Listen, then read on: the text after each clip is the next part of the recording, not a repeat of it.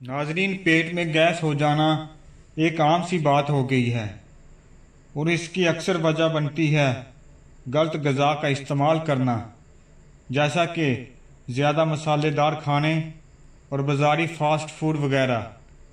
अगर आप गैस से निजात चाहते हैं तो इसके लिए आज हम आपको हजूर पाक सल्लल्लाहु अलैहि वसल्लम की बताई हुई एक चीज़ के बारे में बताएंगे जिससे पेट में जितनी भी गैस पैदा होती होगी वो हमेशा के लिए गायब हो जाएगी।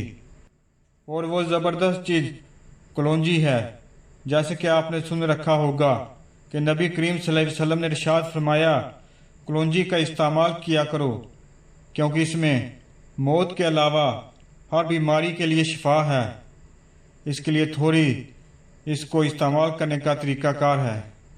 कलौंजी लेकर उसका सफ़ूफ बना लें, यानी उसको पीस लें, और फिर जब आप खाना खाने लगो तो हर खाने के बाद उसका आधा चाय का चम्मच इस्तेमाल कर लें।